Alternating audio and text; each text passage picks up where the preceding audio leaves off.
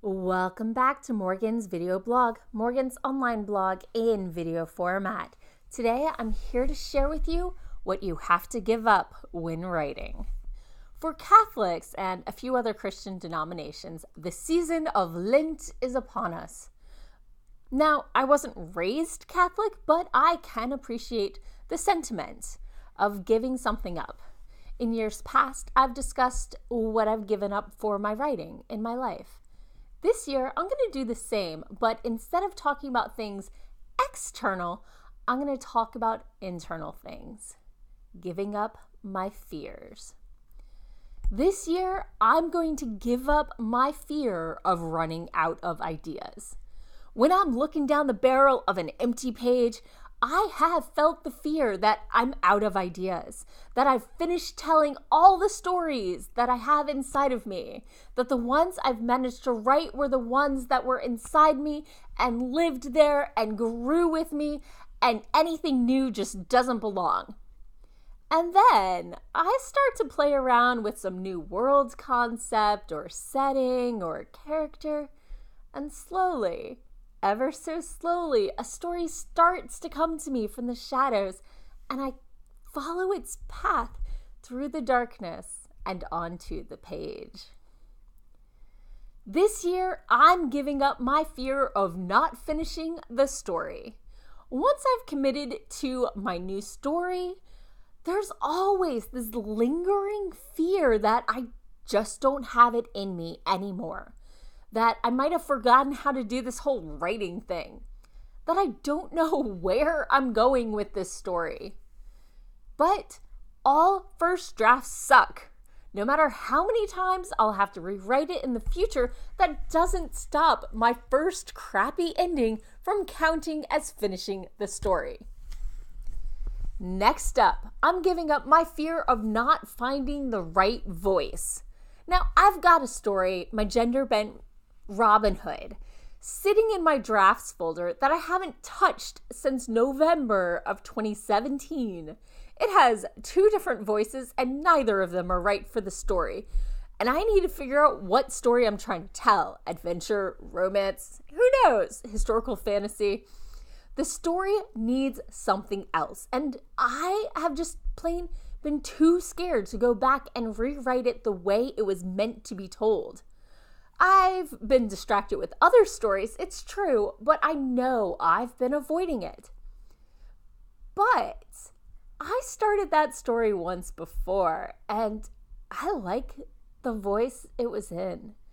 I just need to make myself sit down and rewrite the full draft in the voice of that false start, and then I think I've got something. My next fear I'm giving up: the fear that my plotting is weak. Now, I like world building. It's not like I'm a writer who plots out the world and creates a story to explore, but I enjoy the what if exercise and following each choice to its repercussions. I like my characters, especially my main characters. My secondary and background characters aren't quite two-dimensional, but they could probably use a little more oomph. And the choices of my main character, though, are what lead the plot. But I fear that my logic is missing something obvious, or that I'm following the most logical path for my characters because it's the path of least resistance. My beta readers, critique partners, and mentor have challenged me, though.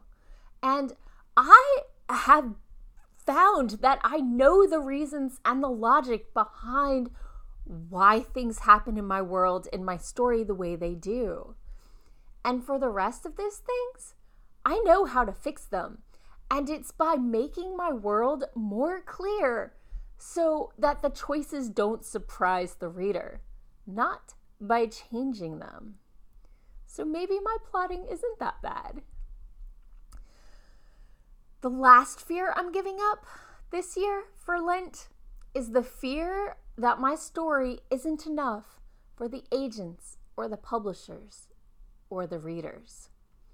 I've queried a lot. I mean, not hundreds of times, but over a couple dozen. And I'm pretty happy with my query letter, but I haven't gotten that many non-form rejection letters. Maybe my market is too saturated and my story isn't unique enough. You've heard me voice that fear here before.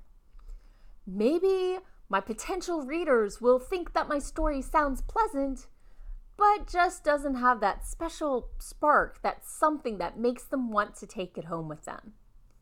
And then I remind myself there are tons of agents out there, and one of them is bound to want my story. And if I don't manage to find them, I can always indie publish and seek my own audience.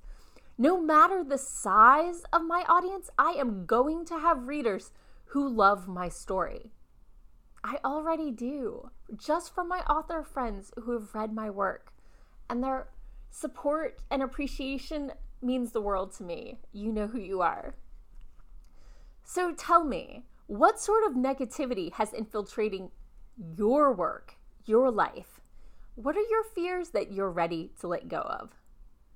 Let me know in the comments below. Feel free to subscribe. And as always, tune in next week for more writing tips and writerly musings. Bye-bye.